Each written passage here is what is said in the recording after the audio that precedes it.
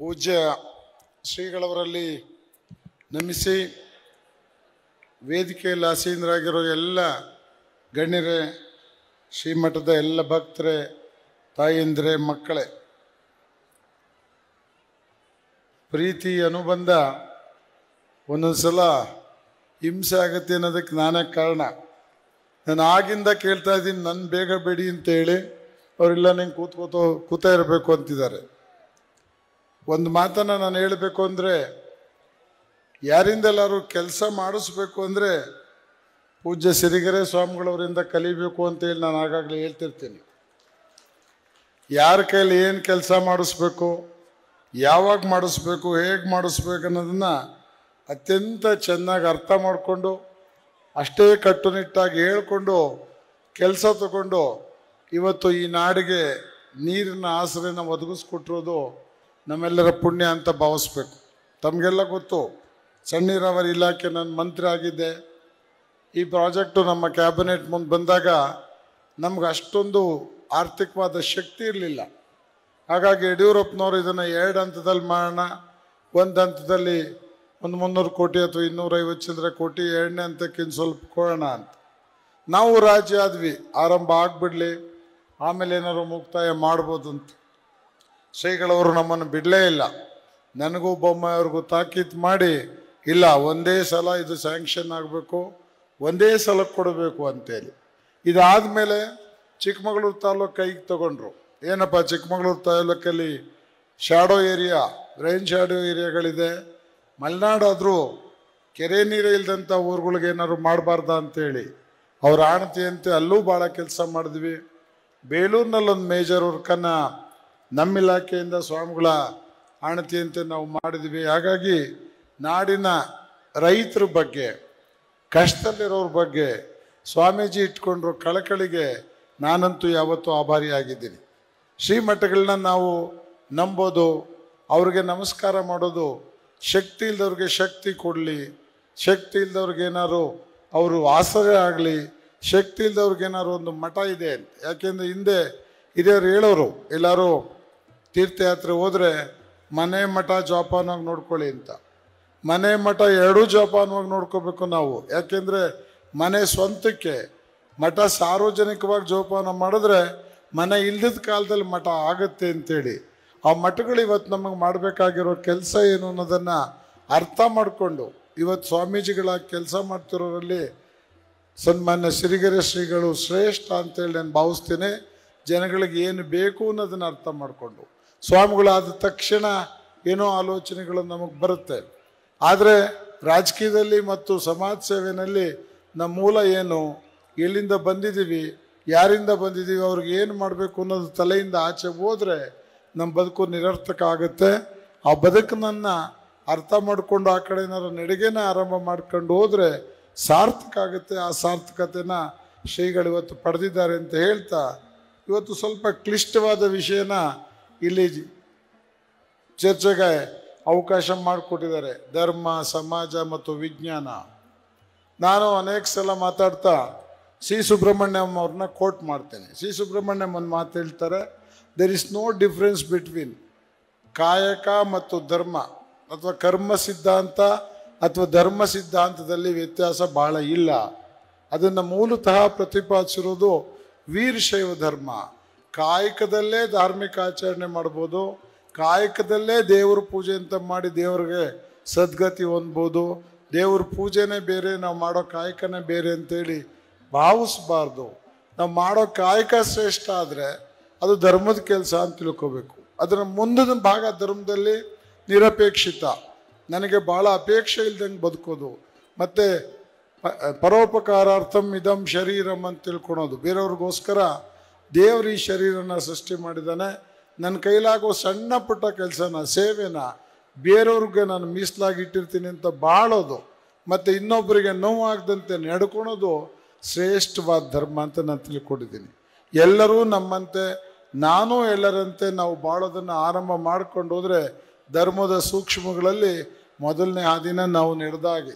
ನಾನೇ ಬೇರೆ, ಅವರೇ ಬೇರೆ, ನನಗೆಲ್ಲದು ಬೇಕು, ಅವನಿಗೇನು ಬೇಡ ಅಂತ ಹೇಳಿ ಆಲೋಚನೆ ಮಾಡೋದು ಅಧರ್ಮವಾದ ಕ್ರಿಯೆ ಆಗುತ್ತೆ. ಆ ಕ್ರಿಯೆನಲ್ಲಿ ಹೋಗಬೇಕಾದ್ರೆ ನಮ್ಮ ಬದುಕನ್ನು ನಾವು ಅರ್ಥ ಮಾಡ್ಕೋಬೇಕು. Observation and inference is science ಅಂತೀವಿ. ಏನನ್ನಾದರೂ ಅಬ್ಸರ್ವ್ ಮಾಡೋದು, ಅದರ ಮುಖಾಂತರ ಏನಾದರೂ ಅರಿವನ್ನು ಮೂಡಿಸ್ಕೊಳೋದನ್ನು ವಿಜ್ಞಾನ ಅಂತೀವಿ. ವಿಜ್ಞಾನ ಅಂದರೆ ಬಹಳ ಪಾರಿಭಾಷಿಕ ಅಂತ ನಾವು ಅಂದ್ಕೋಬಾರ್ದು.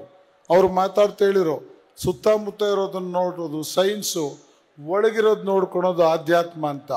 ಅಬ್ಸರ್ವೇಷನ್ ಆ್ಯಂಡ್ ಇನ್ಫರೆನ್ಸ್, ನಾವೇನನ್ನ ಮಾಡ್ತೀವಿ ನೋಡ್ತೀವಿ ಅದನ್ನು ನಿಗಾ ಇಟ್ಟು ನೋಡೋದು, ಅದರ ಮುಖಾಂತರ ಏನಾದರೂ ಅರಿವನ್ನು ಮೂಡಿಸ್ಕೊಂಡ್ಬಿಟ್ರೆ ಅದನ್ನೇ ವಿಜ್ಞಾನ ಅಂತ ನಾವು ಭಾವಿಸ್ಬೇಕು.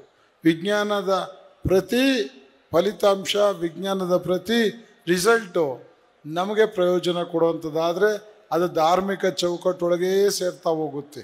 ಯಾವುದನ್ನು ನಾವು ನಿನ್ನೆ ಧರ್ಮ ಅಂತ ತಿಳ್ಕೊಂಡಿದ್ವಿ, ಅದು ಆರಂಭ ಆದಾಗ ಅದೊಂದು ವಿಜ್ಞಾನನೇ.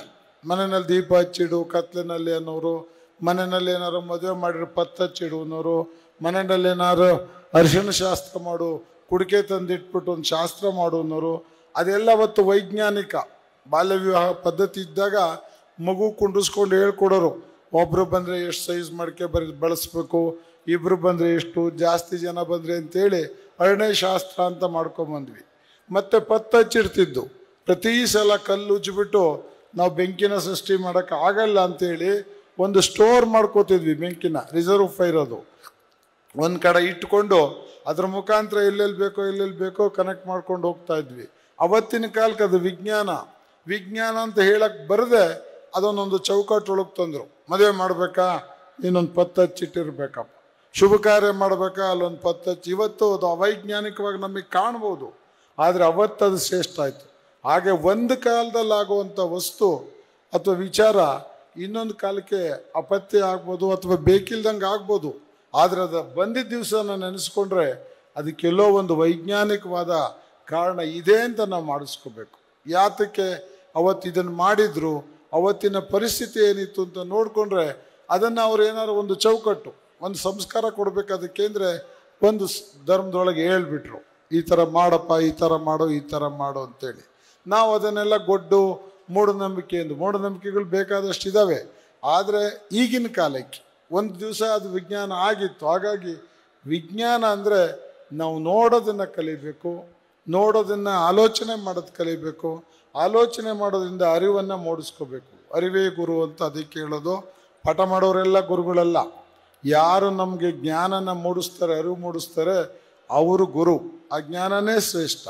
ವಿವೇಕಾನಂದ ಒಂದು ಮಾತು ಹೇಳ್ತಾರೆ, ದಿನಾ ಒಂದು ಸಲ ನಿನ್ನನ್ನು ನೀನು ಓದ್ಕೋ, ನಿನ್ನನ್ನು ಕುರಿತು ನೀನು ಚಿಂತೆ ಮಾಡು, ನಿನ್ನ ಬಗ್ಗೆ ನೀನು ಯೋಚನೆ ಮಾಡು. 2 minutes 2 ನಿಮಿಷ ನಿನ್ನ ಬಗ್ಗೆ ನೀನು ಮಾಡು. ಅಂದರೆ ಇಂಟ್ರೋಸ್ಪೆಕ್ಟ್, ಆತ್ಮಾವಲೋಕನ ಮಾಡ್ಕೋ. ಒಂದು ಸಲ ಕೂತ್ಕೊಂಡು ಆತ್ಮಾವಲೋಕನ ಮಾಡಿಕೊಂಡ್ರೆ ಸರಿ ತಪ್ಪು ಎರಡನ್ನೂ ನಿನ್ನ ಆತ್ಮ ನಿನಗೆ ಹೇಳುತ್ತೆ. ನಿನ್ನ ಮನಸ್ಸು ಶುದ್ಧವಾಗಿದ್ದರೆ ಅದು ಎಲ್ಲದನ್ನು ಹೇಳ್ತಾ ಹೋಗುತ್ತೆ. ಆ ಮನಸ್ಸನ್ನು ಒಂದ್ಸಲ ಪ್ರಶ್ನೆ ಮಾಡೋ, ಅದೇ ನಿಜವಾದ ಧರ್ಮ. ಆತ್ಮಾವಲೋಕನ ಮಾಡಿಕೊಂಡು ನಾವೇನಾದ್ರು ದಾರಿ ನಡೆದ್ರೆ ಶ್ರೇಷ್ಠ ಅಂತ ತಿಳ್ಕೊಳೋದೇ ನಿಜವಾದ ಧರ್ಮ. ನಮ್ಮ ಕೃಷ್ಣ ಭಟ್ರು ಅಂತ ಒಂದು ಪುಸ್ತಕದಲ್ಲಿ ಬರೀತಾರೆ, ಮನುಷ್ಯನಿಗೆ ಏನು ಶ್ರೇಷ್ಠ, ಮನುಷ್ಯನಿಗೆ ಏನೇ ಕೊಟ್ಟರು ಸಮಾಧಾನ ಇಲ್ಲ ಅಂದರೆ ಯಾವುದೂ ಶ್ರೇಷ್ಠ ಆಗೋದಿಲ್ಲ.